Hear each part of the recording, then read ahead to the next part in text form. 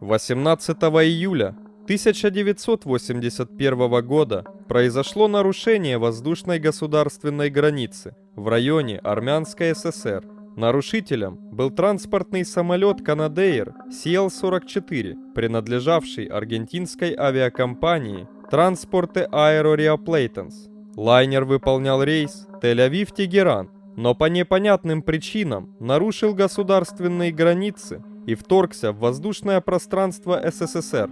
На перехват нарушителя были подняты две пары перехватчиков Су-15 с авиабазы в грузинском Вазиане. Однако они не сумели обнаружить нарушителя и, израсходовав горючее, вернулись на базу. По другим сведениям, транспортник был обнаружен, но из-за нерешительности командования перехватчики не сумели его посадить и были вынуждены ретироваться. Так или иначе, в итоге на цель навели другой аналогичный перехватчик с конкретной задачей – посадить или уничтожить. Взлетел он с базы в Марниуле, Грузия. Сложность ее выполнения заключалась в том, что лайнер то кратковременно заходил в советское воздушное пространство, то покидал его. Су-15 пилотировал капитан Валентин Куляпин. В этот день он находился в усилении дежурного звена. Поднявшись по тревоге в воздух и выйдя в указанный квадрат поиска, летчик обнаружил цель на высоте 11 тысяч метров.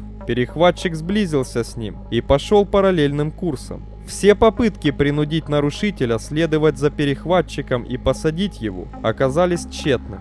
Продолжалось это в течение 13 минут. Неоднократно самолеты то сближались, то отдалялись. Нарушитель вел себя крайне вызывающе. Пытался припугнуть советского летчика, подлетая слишком близко к истребителю, в расчете на то, что тот испугается задеть пропеллеры транспортного самолета. Вспоминает Валентин Куляпин.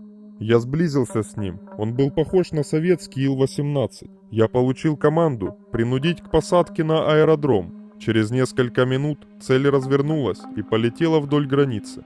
В конечном итоге от оперативного дежурного был получен приказ об уничтожении цели. Здесь стоит отметить тот факт, что поступил он запоздало. До воздушной границы с Турцией оставалось несколько десятков километров. Времени совершать маневр для использования ракет ближнего боя не было. Тогда капитан Куляпин принял единственное возможное решение в данной ситуации – идти на таран. Он осознавал весь риск и понимал, что в случае неудачи он рискует жизнью.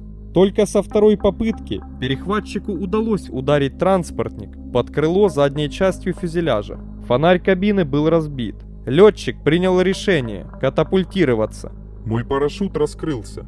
Я сверху успел посмотреть, что нарушитель падает. Он ниже меня. В таком положении он уже не выйдет, подумал я. У него был либо плоский штопор, либо крутая спираль. Радиус, по которому он шел, был очень маленький. Он не мог уйти.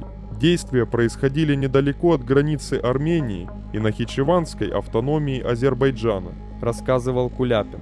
Транспортный самолет нарушителя потерял управление и упал в нескольких километрах от границы. На борту находилось 4 человек, экипаж из 3 швейцарцев и 1 пассажир, подданный Великобритании. Все они погибли.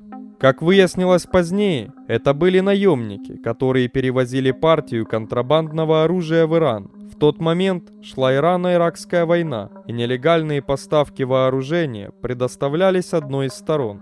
Также существует версия, что тарана не было, а произошло банальное столкновение двух бортов при попытке принудить нарушителя к посадке.